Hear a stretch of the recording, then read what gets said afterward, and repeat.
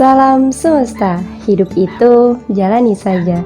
Mengaji Tajul Arus, rujukan utama mendidik jiwa. Seimbangkan rasa takut dan harapmu. Sahabat, kadang kita berharap agar amal kita diterima oleh Allah Subhanahu wa Ta'ala, bukan? Dan juga satu sisi lain, kita takut amal kita tidak diterima oleh Allah. Terkadang kita juga berharap agar doa-doa yang sering kita panjatkan diterima oleh Allah. Di satu sisi kita juga takut doa-doa kita tidak diterima oleh Allah. Rasa harap dan rasa takut harus kita seimbangkan, harus kita samakan. Contohnya saja, jika kaki kita tidak sama, apakah akan enak untuk berjalan? Sahabat, rasa takut akan membangkitkan keinginan kita untuk beramal. Sedangkan rasa harap akan menguatkan hati kita dan kita akan bergantung kepada Allah. Sahabat, perasaan takut adalah kecemasan yang muncul dalam hati karena kita menyangka akan menghadapi atau mengatasi sesuatu yang tidak kita sukai atau bahkan buruk. Menurut Imam Al-Ghazali, ada 4 hal yang membuat harap kita akan muncul. Yang pertama adalah kita mengingat dosa-dosa kita, baik itu besar ataupun kecil.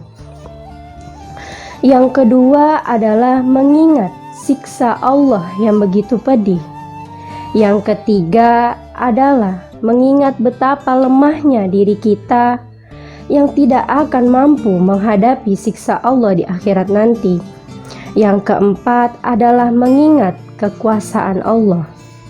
Kita harus memiliki rasa takut kepada Allah, disertai kesadaran dan ingatan akan kasih sayang Allah.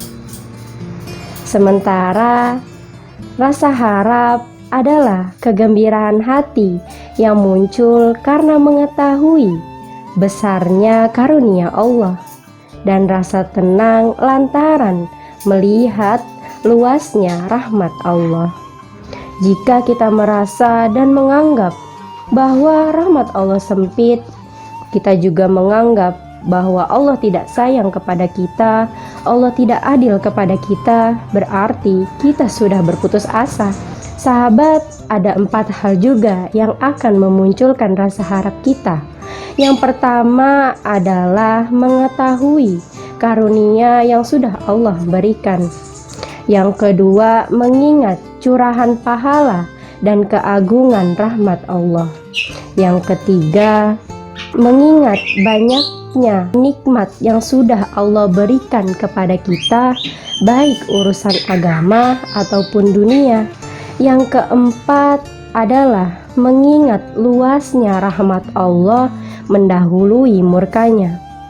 Kalau saja kita mau menyadari, kita selama ini masih terus melakukan dosa dan maksiat, tetapi Allah masih memberikan kita kesehatan, masih melapangkan rizki kepada kita. Betapa rahmat Allah begitu luas mendahului murkanya. Ibnu Athaillah berkata dalam hikmahnya, rasa harap adalah perasaan yang muncul disertai kesungguhan kita dalam beramal. Jika kita tidak mau beramal, itu hanya angan-angan belaka. Sahabat, orang yang mempunyai rasa harap pasti akan beramal dan melakukan perbuatan yang akan diharapkannya tersebut. Jadi bukan hanya angan-angan belaka. Maka rasa harap palsu adalah yang pemiliknya tidak berani beramal, bahkan berani melakukan dosa dan maksiat.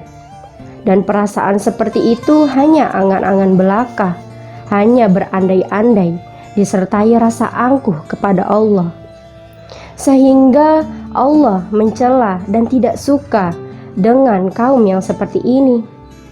Rasa harap yang palsu, mencintai dunia, serta rasa harap palsu yang hanya berangan-angan mendapatkan ampunan Allah tetapi tidak mau beramal.